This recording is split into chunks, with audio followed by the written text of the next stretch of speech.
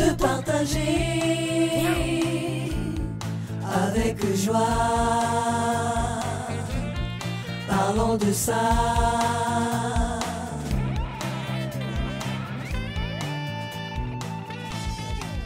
Et bienvenue à tous. Bienvenue à Cœur. Nous sommes au terme de notre série sur les mains habiles.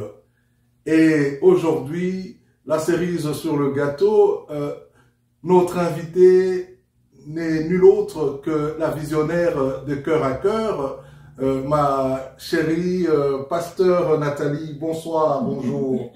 Bonsoir chérie, que Dieu te bénisse, ça va? Ça va très bien. Alors voilà, nous sommes au terme de cette émission que tu as conçue, à laquelle bon nombre des servantes des dieux sont passées pour nous exposer le produit de leurs mains habiles. Et aujourd'hui, nous en sommes à la conclusion.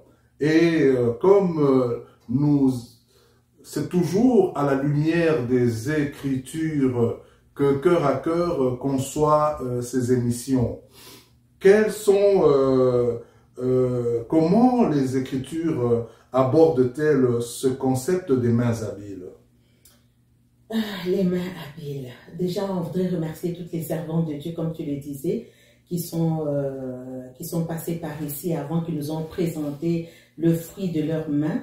Et déjà, quand on parle de l'expression main habile, c'est une expression française en fait. Elle fait référence à des personnes qui sont adroites, des personnes qui sont compétentes dans l'utilisation de leurs mains. Alors, elles ont mis, et cette utilisation, c'est pour faire des tâches manuelles.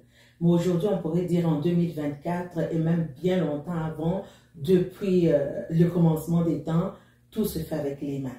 Donc, on pourrait dire que main habile, déjà, ce sont les personnes qui sont adroites, qui sont habiles à utiliser leurs mains pour accomplir des tâches. Alors, comment est-ce que les Écritures abordent le concept des mains habiles? Je voudrais aller dans un texte, il ne va pas être très long, mais ça va quand même nous servir de base pour la suite. Et quand les Écritures parlent des mains habiles, le Seigneur, en fait, veut mettre en phase l'importance des travaux manuels. Alors, les Écritures abordent la question des mains habiles de plusieurs façons. J'aimerais qu'on lise une portion d'Écriture, ça va peut-être nous permettre d'être une base pour les prochaines questions. Et ça se trouve, d'ailleurs, une servante de Dieu en a parlé, ça se trouve dans Exode 31, du verset 1er au verset 11. Permettez-moi que je le lise rapidement. Alors la Bible dit ceci: l'Éternel parla à Moïse et dit: sache que j'ai choisi Betsalel, fils d'Uri, fils de Hur de la tribu de Juda. Je l'ai rempli de l'Esprit de Dieu, de sagesse, d'intelligence et de savoir pour toutes sortes d'ouvrages. Je l'ai rendu capable de faire des inventions, de travailler de l'or, l'argent, l'airain, de graver les pierres à enchâsser, de travailler le bois et d'exécuter toutes sortes d'ouvrages. Et voici, je lui ai donné pour aide Oliab, fils d'Ahisamad de la tribu de Dan. J'ai mis de l'intelligence dans l'esprit de ceux qui sont habiles pour qu'ils fassent tout ce que je t'ai ordonné. La tente d'assignation, l'arche de témoignage, le propitiatoire qui sera au-dessus et tous les ustensiles de la tente, de la table et ses ustensiles, le chandelier d'or pur et tous ses ustensiles, l'autel de parfum, l'autel des holocaustes et tous ses ustensiles, la cuve avec sa base, les vêtements d'olive, les vêtements d'office, les vêtements sacrés pour le sacrificateur Aaron, les vêtements de ses fils pour les fonctions du sacerdoce, l'huile d'onction et le parfum odoriférant pour le sanctuaire. Ils se conformeront à tous les ordres que j'ai donnés.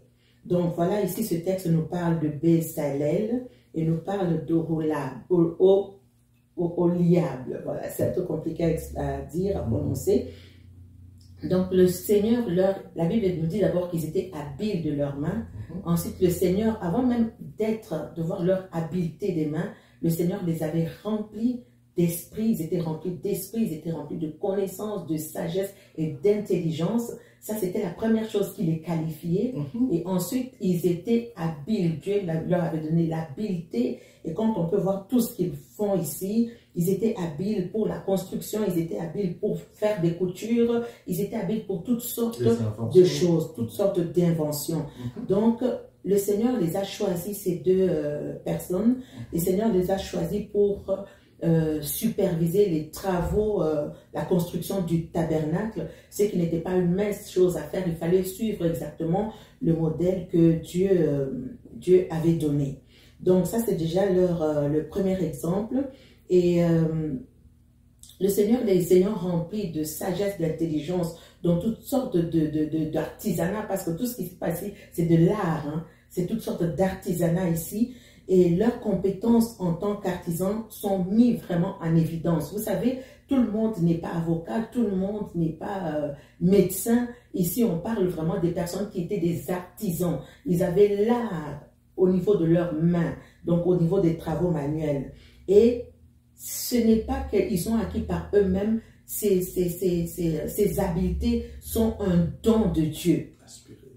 Sont vraiment un don de Dieu. Donc, tous les travaux manuels sont un don de Dieu pour accomplir un travail qui est sacré. Il s'agissait ici de la construction du tabernacle.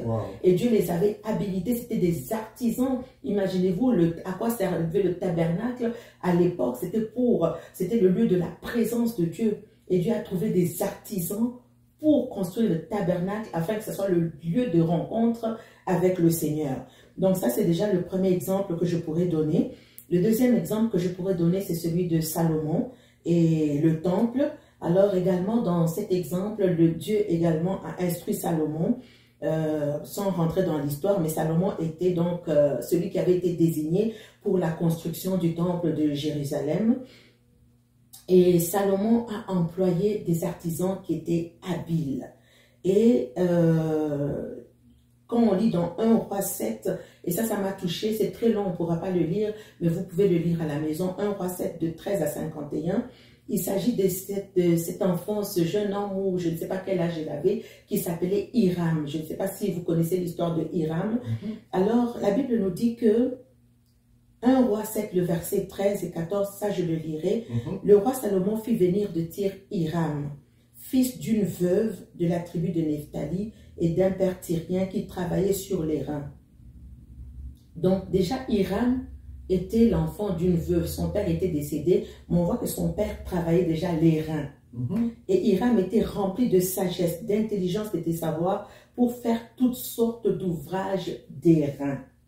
Donc, quand on lit tout ce chapitre, 1 Roi 7, vous allez voir toutes sortes d'ouvrages qu'a fait Hiram, des choses extraordinaires. Donc, c'était un artisan et lui, il travaillait vraiment beaucoup avec les reins. Donc, voilà. Et ce qui m'a touché dans l'histoire, Papy Samuel, c'est que c'était le fils d'une veuve. Et tout ce qu'il savait, c'était de faire cet art. Il était artisan. Et ça, c'est vraiment... Ça a été me chercher parce que je me dis qu'il y a beaucoup de gens, de personnes aujourd'hui qui sont peut-être enfants d'une veuve, d'un veuf, qui n'ont pas de père, qui sont seuls. Je ne sais pas quelle était je ne sais pas s'ils étaient riches ou je ne sais pas quelle était leur situation financière, mais il a utilisé ce que Dieu lui avait donné, c'était l'artisanat. Et avec l'artisanat, il a été utilisé dans le temple de Dieu une fois de plus pour construire le temple de Jérusalem. On a cherché cet artisan-là et tout ce qu'il a fait avec ses mains permettait aux gens d'abord de rencontrer Dieu dans ce temple, mais ça devenait une source de contemplation de Dieu. Quand tu rentres dans le temple, tout ce qu'il a posé, que ce soit les œuvres d'art, que ce soit les cuves des reins, tout ce qui permettait justement à cette œuvre pure, sainte, sacrée du Seigneur. Et voilà comment est-ce que le Seigneur a utilisé, comment est-ce que la Bible nous décrit justement les travaux artisanaux ou bien les travaux faits avec les mains. Il y a également, c'est dans le Proverbe 31, il y a beaucoup d'exemples. Le Proverbe 10, je prendrai le verset 4 qui nous dit ceci: celui qui agit avec lenteur déshonore, mais celui qui agit avec diligence est un homme de valeur. Celui qui agit avec lenteur, ça veut dire qu'il ne fait rien, qui est un peu paresseux. Mais celui qui agit avec diligence est un homme de valeur. Comment Dieu valorise les personnes qui travaillent et qui travaillent avec diligence? On peut voir que Hiram a travaillé avec diligence. On peut voir que Oliab a travaillé avec diligence. On peut voir que Bezalel a travaillé avec diligence. Et le Seigneur aime ça. Et tout ça, nous sommes dans l'Ancien Testament. Quand on vient dans le Nouveau Testament, on a l'apôtre Paul lui-même qui était un travailleur de tente. Il travaillait les tentes. Ça lui a servi non seulement pour lui, mais ça lui a servi pour le ministère également. Il était habile des mains. Et quand on lit Colossiens 3, verset 24, il dit ceci: tout ce que vous faites, faites-le de bon cœur. D'ailleurs, dans toutes les émissions, on en a parlé. Faites-le de bon cœur, comme pour les seigneurs et non pour les hommes, sachant que vous recevrez du Seigneur l'héritage pour récompense. Servez le Seigneur et servez Christ et servez le Seigneur.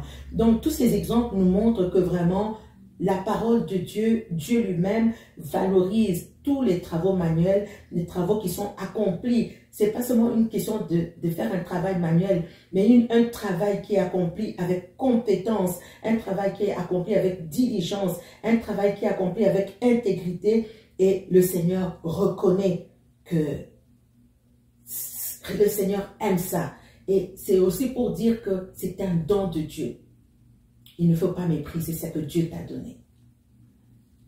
Alors, avant de poser la question qui s'ensuit, j'ai vu comment, au moment où tu étais en train de donner les exemples à travers la parole de Dieu, que ce soit dans l'Ancien Testament ou dans le Nouveau Testament, c'est de voir comment tes yeux brillaient pour expliquer tout ça. Du point de vue spirituel, et c'est là que ma question repose, quel est l'enseignement spirituel que l'on peut tirer de l'application des mains habiles à l'ouvrage? Mais permets-moi de te prendre un peu quelques mots dans la bouche, parce que pendant que tu étais en train d'exposer, j'ai compris une chose. Cette habilité vient de Dieu, elle est inspirée par Dieu. Et quand je me réfère au livre de la création, dans la Genèse, je vois comment Dieu lui-même est en train de créer avec, il conçoit et puis il appelle la chose avec, il qualifie son travail de bon. Donc Dieu lui-même accorde une certaine, met son travail à un certain niveau d'excellence. Alors ici, dans l'Ancien Testament, tout tourne autour de la construction de la demeure de Dieu. Et là où Dieu habite, ça ne peut pas être construit n'importe comment et par n'importe qui. Alors bon, je découle sur ma question. Parce que ça, cette habilité est tirée...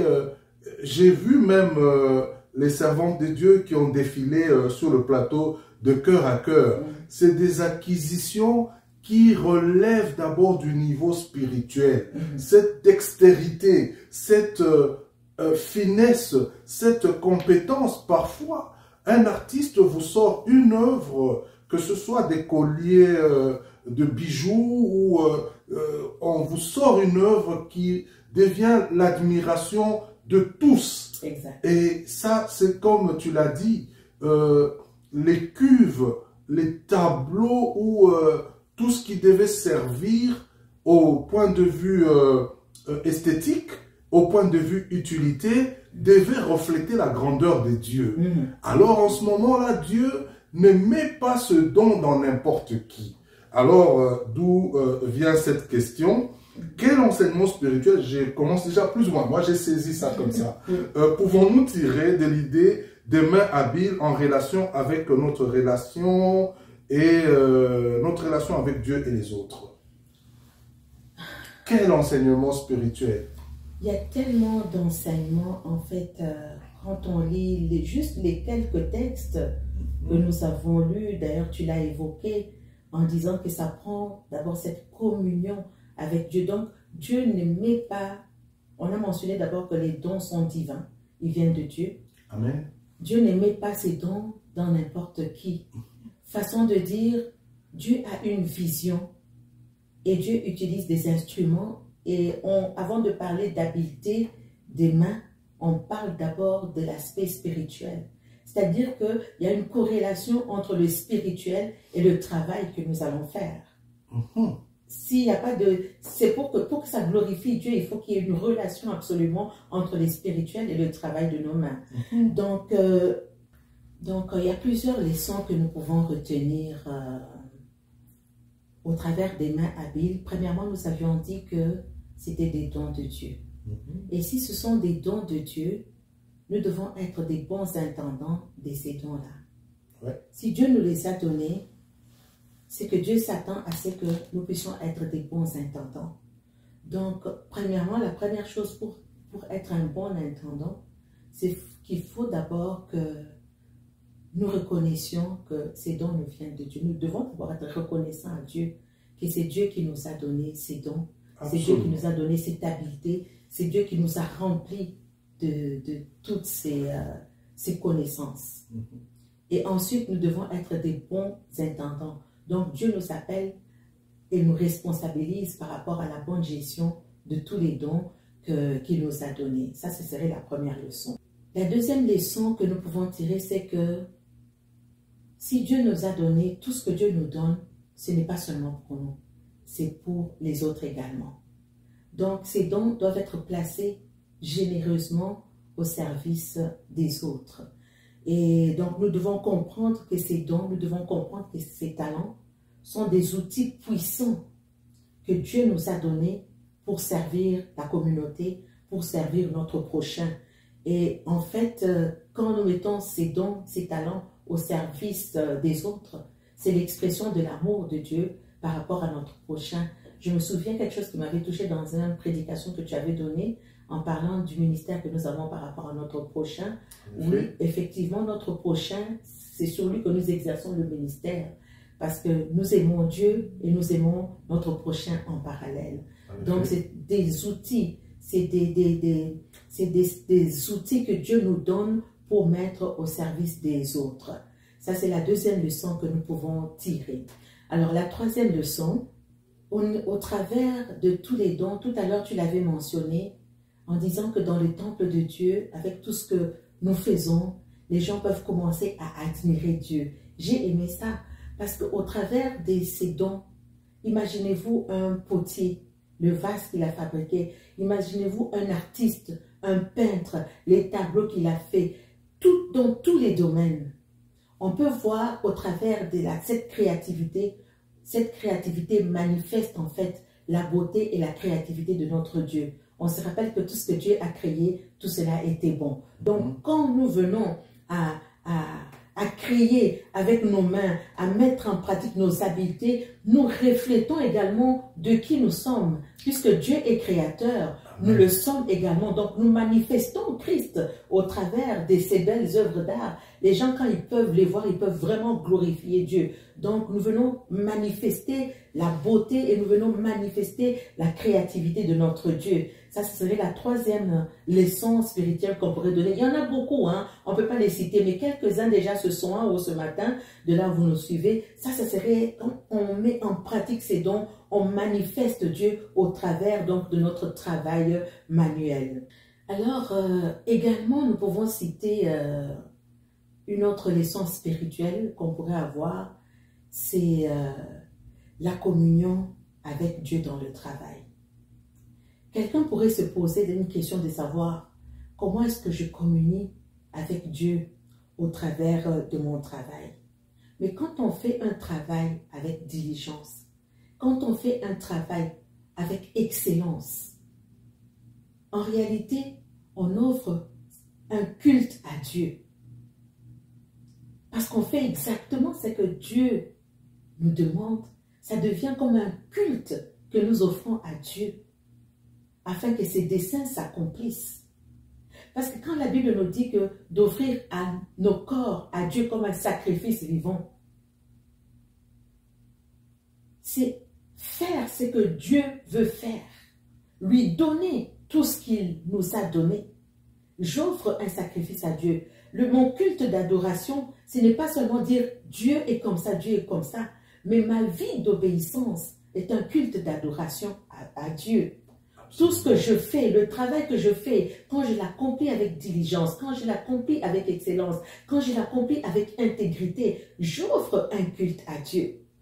Donc, c'est un travail qui est de communion avec Dieu, sans oublier que tout à l'heure, nous avons dit que Dieu les a remplis d'esprit, Dieu les a remplis de sagesse, Dieu les a remplis de connaissances. Donc, ces gens étaient en connexion avec Dieu avant de faire leur travail. Et quand ils faisaient leur travail, ils étaient en train d'obéir à Dieu. Donc, ça devient un culte que nous offrons à Dieu. Quand nous travaillons avec diligence, avec excellence, nous rendons un culte à Dieu. Donc, ça, c'est quelque chose qui est très, très important. Quand on travaille avec paresse, on n'offre pas un culte à Dieu. Mais quand on travaille avec diligence, avec excellence, en faisant ce que Dieu veut que nous fassions, nous sommes en communion avec Dieu.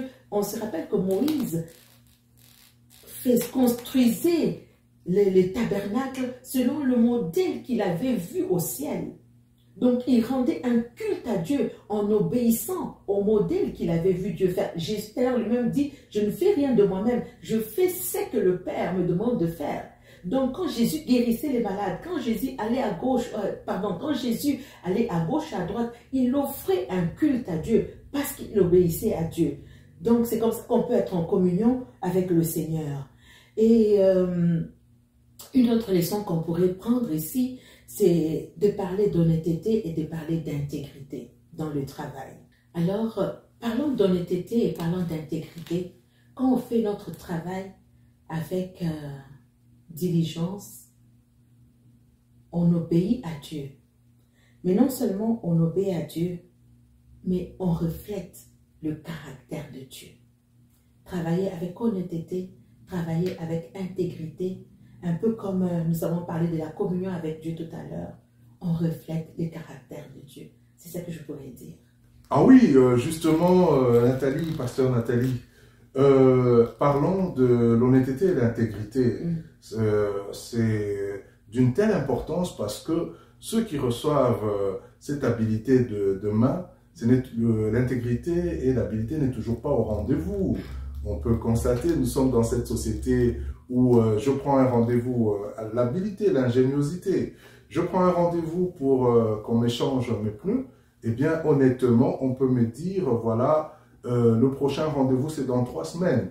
Mais que dire de celui qui travaille de ses mains, qui accepte de prendre la charge d'un travail, alors que techniquement, il n'est pas en mesure de délivrer la chose. Ça, c'est une question d'honnêteté qui se pose beaucoup dans les domaines de ceux qui travaillent de leurs mains. Et c'est pas toujours pour donner les mauvais exemples qui viennent d'Afrique ou quoi, mais si vous allez faire confectionner votre vêtement auprès du tailleur du coin, il se précipite de prendre le vêtement et puis c'est des rendez-vous en rendez-vous et la chose n'est pas livrée, alors que en plus de la technique qu'il a apprise, il a cette particularité de vous confectionner quelque chose qui va glorifier notre Dieu. C'est ça. En fait, pendant que tu parles, j'ai un exemple qui me vient à cœur. Je ne vais pas nommer de nom, mais on a marié quelqu'un dans la famille. Et imaginez-vous donc qu'on a donné les vêtements chez la couturière pour les filles d'honneur. Donc, moi, j'étais inclus dedans parce que j'étais la dame d'honneur. Imaginez-vous que le jour, on a couru tellement après la couturière pour qu'elle nous remette les vêtements. La veille, on était chez elle, je ne sais pas jusqu'à quelle heure, 22 heures passées, on n'avait toujours pas les vêtements. Le mariage, c'était le lendemain. Imaginez-vous donc que le lendemain, on n'avait pas les habits pour les vêtements d'honneur, les filles d'honneur. Le matin, le mariage était à 14 heures. On a dû courir, tu te rappelles? On a dû courir. Ça, c'est marqué, gravé à jamais dans nos cœurs. On a dû courir dans toute la ville pour chercher rapidement. Pourquoi? Parce que la couturière avait été payée, avait eu tout le temps de confectionner les vêtements, mais elle ne nous a pas livré un bon travail. Les quelques vêtements qu'elle a réussi à faire, je vous assure que c'était une catastrophe totale. Et ça ne reflétait pas Dieu. Ça ne reflétait absolument pas Dieu. C'était un manque d'intégrité, c'était un manque d'honnêteté. Et comme tu dis, très souvent, on a ça avec les, sans citer personne là, hein, mais on a ça avec les garagistes, on a ça très souvent avec les personnes qui travaillent des mains. On sait que c'est un travail de longue haleine, un travail de persévérance, un travail d'acharnement, de précision, un travail de sacrifice. Mais quand on prend un travail pour le faire, pour honorer Dieu, il faut qu'on mène à échéance, il faut qu'on travaille avec intégrité il faut qu'on travaille avec intégrité et honnêteté pour glorifier le Seigneur.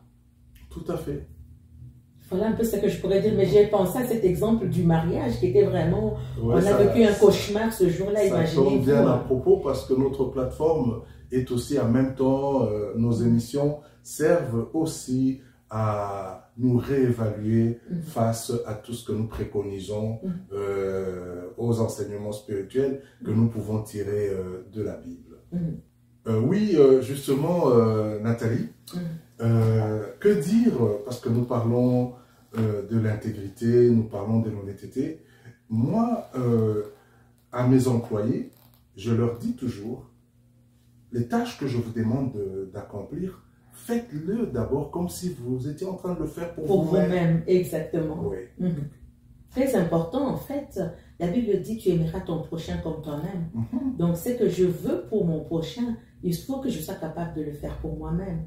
Et si je fais bien pour moi-même, je dois le faire de la même façon pour mon prochain. C'est être honnête et intègre également. Absolument. Alors donc, en ce qui concerne, on peut avoir ces habiletés manuelles, mais je pense que l'ingrédient le plus important, c'est aussi l'organisation. Une bonne organisation pour arriver à produire le résultat. Le don, il est là. Exact. Mais je pense que quand tu as souligné l'aspect honnêteté et intégrité, c'est la gestion de ce don. Exact. Alors sûrement, tu as aussi à nous dire comment nous pouvons utiliser nos propres talents et compétences pour, y compris nos mains habiles, pour servir Dieu et notre prochain. Il y a tellement de façons, hein, il y a tellement de façons. On peut les utiliser dans la famille, on peut les utiliser en faisant du bénévolat. Il y a tellement d'organisations aujourd'hui communautaires qui ont besoin de cette créativité-là. On peut les utiliser au niveau de l'Église. Dieu nous a donné des dons et des talents. Nous avons ici au sein de Cœur à Cœur et de l'Église, nous avons Bric à Brac, nous avons la servante de Dieu qui est très habile des mains. Elle fait toutes sortes de créativité avec ses mains. On les utilise à l'école du dimanche, on les utilise à l'église, on les utilise pour les enfants. Donc on peut utiliser également quand on est habile, parce que le but c'est de transmettre au suivant. On peut organiser des ateliers pour apprendre, pour donner aussi au suivant, parce que les dons ne sont pas seulement pour nous, mais tout s'apprend. On peut être formé, on peut être des formateurs également en enseignant, en mentorant d'autres personnes. Et là, ça m'appelle un grand sourire. Je me souviens quand l'une de nos jumelles, notre grande fille, devait se présenter comme faisant partie de Cœur à Cœur. Tu te souviens qu'elle se présentait comme la conseillère en architecture intérieure. Et c'est vrai, Marie-Gabrielle, tout ce qui est décoration, c'est vraiment son don. Hein? C'est vraiment son don. D'ailleurs, ici, elle a participé beaucoup. Donc, c'était sa façon à elle de participer également, de donner à l'œuvre de Dieu, de participer. Il y a beaucoup de choses ici qu'elle a fait, que nous avons fait également ensemble. Donc, il y a plusieurs façons d'utiliser ces dons.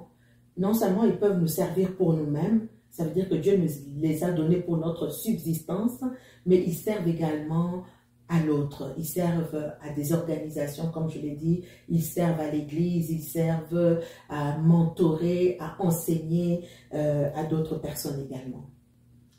Et donc, quels sont les défis auxquels sont confrontés les chrétiens qui travaillent des métiers manuels et comment peuvent-ils témoigner de leur foi à travers leur travail? Tout à l'heure, tu donnais l'exemple des garagistes, où on donnait l'exemple avec les couturiers. Ouais. Mais on a donné deux exemples, il peut y en avoir beaucoup d'autres. Les services traiteurs. Les services traiteurs et tout ça. Alors, sous la pression, on ne veut pas compromettre nos valeurs chrétiennes. Commencer à mentir, commencer à être malhonnête, commencer, à cause de la pression, hein, le travail demande beaucoup de pression, mais à cause de la pression, on commence à raconter des histoires, on commence à se compromettre, on commence à on commence à exploiter les autres. Tout à l'heure, tu parlais d'exploitation également. On commence à exploiter, par exemple, tu vas pour une pièce d'auto, on te dit non, c'est pas la pièce d'auto, ou on t'enlève une pièce d'auto, la voiture allait bien. Très souvent, on a vu ça, la voiture allait bien, il manquait juste une petite chose. Comment ça se fait que je sors du garage, il manque 10 choses? Alors, qu'est-ce qui s'est passé au garage entre-temps? On ne sait pas. Ça, donc, ça me rappelle une discussion que j'ai eue tout récemment avec Emmanuel, ma fille. Elle avait un problème de chauffage dans sa voiture. Je la ramenais, bien, je faisais une course avec elle. Et quand elle s'est mise à me raconter ce qui lui est arrivé, elle va chez son garagiste, et pourtant un grand garage de la place. On lui dit, il y a un segment de telle pièce qu'il faut changer. Elle change la pièce. 2-3 jours, la même panne se produit. Elle rentre là-bas. On lui dit, non, au-delà de ce segment, l'autre partie de ce tuyau était aussi pourrie que le premier, la première partie. Alors moi je lui ai dit, mais pourquoi n'ont-ils pas changé tout le système entier que de te faire marcher comme ça? Ça va avec ce que tu es en train d'exposer. Exactement. Également, un autre défi auquel sont confrontées les personnes qui travaillent avec les manuels, avec les mains, pardon, c'est qu'ils sont confrontés avec beaucoup de défis financiers. Hein. Tout ça, c'est parce qu'au niveau des finances, ça ne suit pas toujours.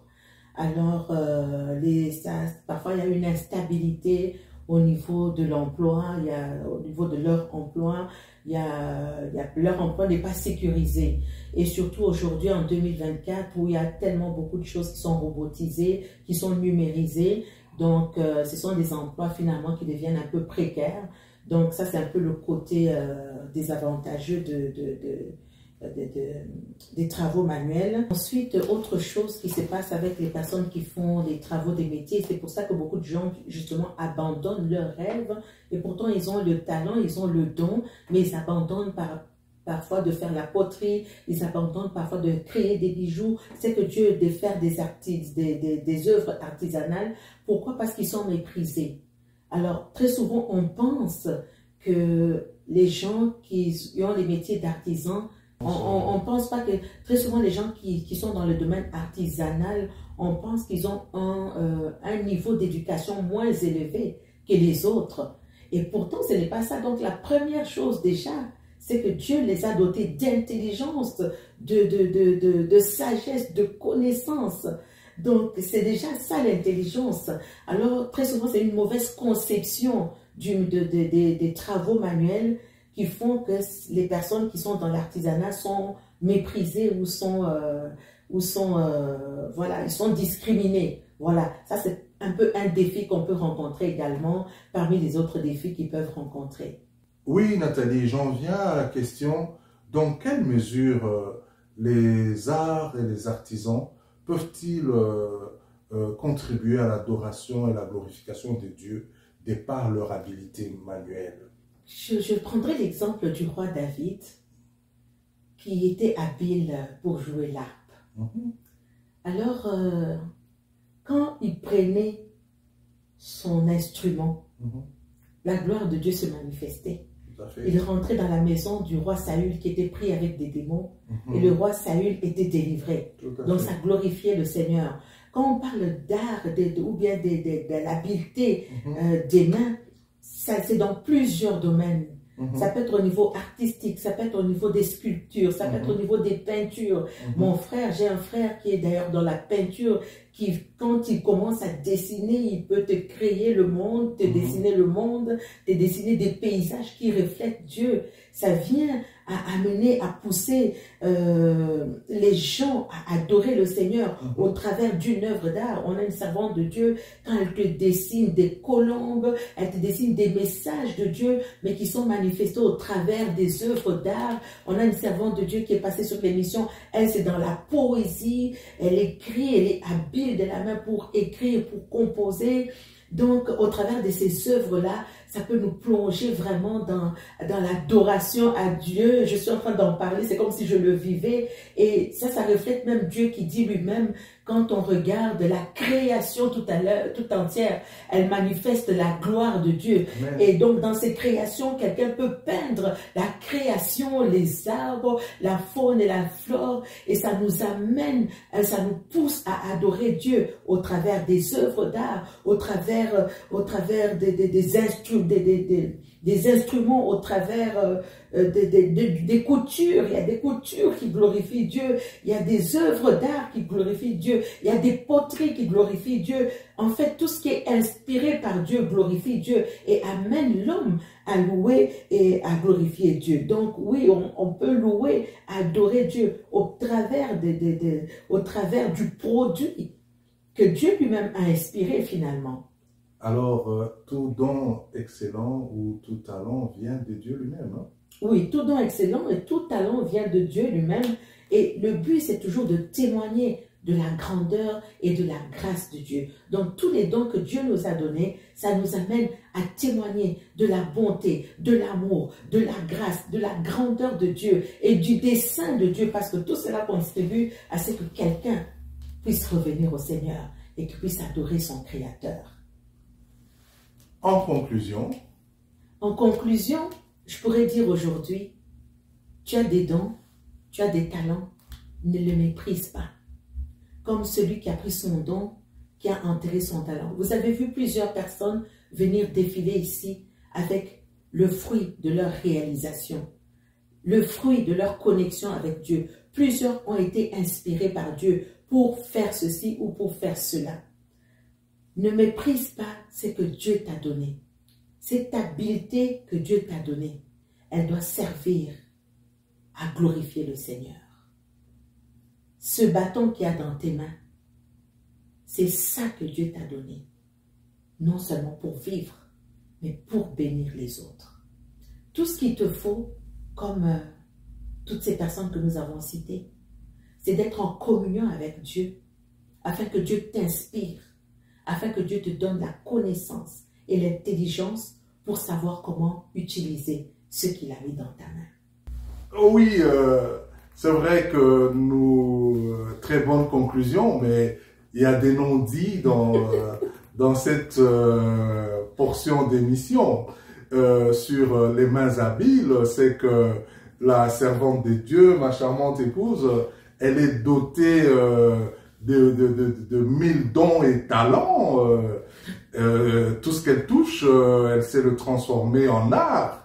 Le studio que nous avons, elle peut elle-même monter son plateau de présentation, elle peut être en même temps derrière les caméras, elle est superbement habile des mains. Ça, je peux vraiment en témoigner. Et comme Dieu ne fait pas les choses au hasard, nous avons notre fille Marie-Gabrielle, tout ce qui concerne la décoration intérieure, je crois qu'elle l'a reçu des dieux, elle l'a reçu naturellement de maman. Moi-même, j'étais un ancien dessinateur. Mais bon, comme on dit, je pense que Pasteur Nathalie a effleuré ce point-là. Il arrive que il faut toujours encourager les dons. Hein. Nous, dans la culture où nous évoluons, parfois nous ne voyons pas forcément dans l'enfant. Nous tenons absolument à guider nos enfants dans ce qu'on appelle des métiers nobles, et généralement tout ce qui est artistique est plus ou moins méprisé. Mais je pense que les temps ont changé. C'est que je veux avancer, ça là remonte à un âge dépassé. Mais de nos jours, on peut exploiter les dons et les talents dans le domaine artistique, des arts et métiers, ou tout simplement ce don naturel. Et plutôt, j'ai entendu les servantes de Dieu qui ont défilé ici, en plus d'avoir un talent naturel, elles sont allées prendre la formation. Effectivement, hein, il faut se former absolument. Et que ce soit ici ou en Occident, où nous avons toutes les écoles. Et s'il y a des endroits où il n'y a pas d'école, il y a quand même des sages, des personnes qui ont acquis une certaine expérience avant, qui sont également des formateurs. Donc, allez chercher quelqu'un qui peut vous aider, qui peut vous outiller. Tu sais quoi faire, mais tu ne sais pas comment le faire. Il y a des gens qui ont de l'expérience avant vous, qui peuvent également vous aider dans ce sens-là. Et tu mentionnes quelque chose de très, très important. Bon, je ne sais pas si tu veux qu'on en parle ici, mais si tu vois que ton enfant a le don de dessiner, très souvent, on a eu l'habitude d'orienter nos enfants vers des métiers, comment on peut le rappeler ça? Des métiers dits nobles. Il faut qu'ils soient avocats, il faut qu'ils soient médecins, ingénieurs, comptables. Mais peut-être l'enfant est tout simplement un dessinateur. Mais aujourd'hui, avec les dessins, on peut gagner des millions. Exactement. On peut faire des dessins pour les enfants, des dessins avec des messages de Dieu ou d'autres messages, tout simplement qu'on peut véhiculer un message au travers des dessins. Si le monde occulte aujourd'hui utilise des dessins pour pervertir, pour envoûter les enfants, on peut dessiner également et transmettre le message de Dieu et gagner sa vie. Ça peut être le dessin, ça peut être un autre don, une autre habileté que Dieu nous donne. Donc, les parents doivent être très, très attentifs à ça pour pouvoir encourager leurs enfants. Donc, il y a beaucoup de parents, étant ignorants, ont cassé un don qu'il y avait dans la vie de leur enfant. Et parfois, c'est un traumatisme dans la vie de l'enfant. Et l'enfant, on voit qu'il ne réussit en rien d'autre. Il essaye, il fait même des études d'avocat, mais il n'avance pas. Il fait même d'autres études, mais il n'arrive pas parce que c'est que Dieu a mis où il le fait, mais il n'est pas heureux. Pourquoi? Parce qu'il n'accomplit pas ce pourquoi Dieu l'a envoyé. Donc, il faut que les parents soient très, très attentifs à ça et prier et avoir du discernement dans les dons que Dieu a donnés à nos enfants, parce que nous sommes les premiers coachs de nos enfants. Il y a une parole que Dieu donne, il y a quelque chose que Jésus fait dans la parole de Dieu. Il y a une femme qui vient avec une main sèche. Et Dieu et Jésus guérissent cette main. Notre prière ce soir serait que si tu ne produis pas avec tes mains, nous prions que Dieu, que Jésus aujourd'hui, parce qu'il est question de Jésus. Quand on parle de Dieu, il est question de Jésus. Nous prions que Jésus aujourd'hui touche ta main. Que Jésus amène la guérison dans ta main. Cette main qui n'arrivait plus à produire, cette main qui a été traumatisée, cette main qui a été arrêtée, je ne sais pas pourquoi, par quoi, par quelles circonstances ou par quelle personne on t'a découragé par rapport à tes dons, par rapport à tes talents, par rapport à tes habiletés. On a dit que tu n'étais rien, que tu ne valais rien. Je peux te dire que tu es une belle créature merveilleuse de Dieu. Doté des talents. Et tu es doté. Dieu t'a donné par sa divine puissance tout ce dont tu as besoin pour vivre une vie de piété. Que ce soir, le Seigneur guérisse quelqu'un qui a une main sèche, quelqu'un qui était incapable de produire, quelqu'un qui se sentait découragé, alors que nous achevons cette session, cette mini-série sur les mains habiles. Nous prions que le Seigneur puisse redonner de la vie à ta main. Et avant de redonner de la vie à ta main, que le Seigneur te réveille, que le Seigneur te restaure, que le Seigneur te renouvelle, que le Seigneur te remplisse de son esprit, de connaissances, de sagesse et de toutes sortes d'habilités afin que tu sois efficace et que tu puisses accomplir le dessein pour lequel le Seigneur t'a appelé sur la terre. Papi Samuel. Eh bien, c'est si bien conclu. Nous disons un grand Amen. Un grand Amen. Et à très bientôt. N'oubliez pas, écrivez-nous. Et si vous avez des questions, si vous avez, vous savez pas comment faire, vous avez besoin de quelqu'un qui peut vous aider, vous accompagner, écrivez-nous. Il y a le courriel et nous pouvons toujours être un outil pour vous autres également. Que Dieu vous bénisse. Que Dieu vous bénisse abondamment.